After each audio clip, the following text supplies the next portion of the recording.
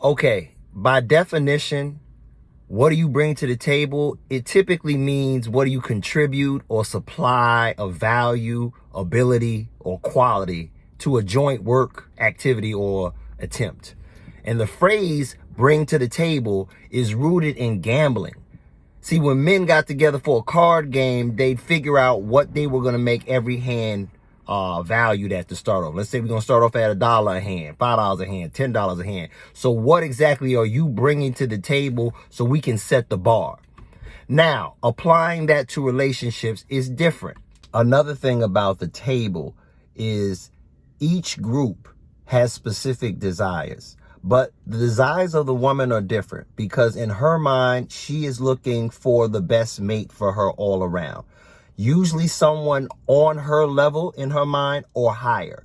She's not going to want to date somebody financially beneath her, even if they're doing well. And most of them won't admit this, but that's the truth. Men don't think like that. A man is not really concerned with your finance because traditionally the man was supposed to be the one that brought all that to the table. Now we're in a new day and age, and the women seek the same things to add on to what they already have on their own. And men aren't really concerned with that because we know a man makes his money with the idea of supporting a family. A woman makes her money with the idea of supporting herself. And she may support her children as well, but it's more so personal achievement. And that's why we kind of have the situations we have now. Now, a man who is on his square, who puts God first, who puts family after, and has a purpose. And if I were you as a man, if you don't got a purpose, I wouldn't even pursue a woman. A man that has these qualities is looking for a woman that can pour into him, lift him up, have the ability to help him with his business, cook something, clean something, do something to make his life easier and be somewhat of a helpmeet. Also to be agreeable, to be feminine and nurturing. Those are the kind of attributes most men are looking for from women. Unfortunately, when you ask most modern women, what do you bring to the table? They say things like, I've got my own degree, I've got a great job, I've got a car, I've got my own business, I've got this, I've got that. But to a man who's on his square, none of that really matters because those are masculine qualities.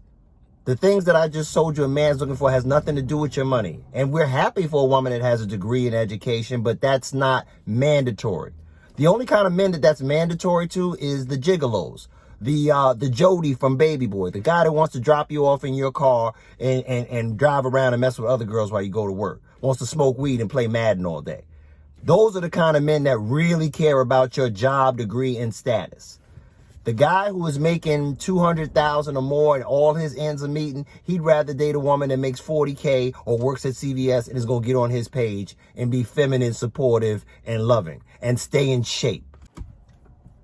Now, by nature, it is men's desire to provide, protect, and to make provisions for the woman they care for. Even if they're not capable of doing it at that moment, that is what their goal, that is what their objective is in a relationship with someone they care about.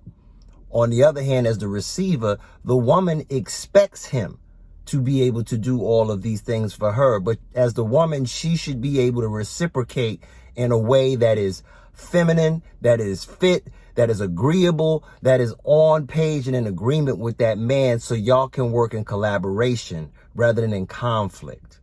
So when we say, what do I bring to the table? You need to think about which of those attributes that you have that is a strong benefactor to the opposite gender.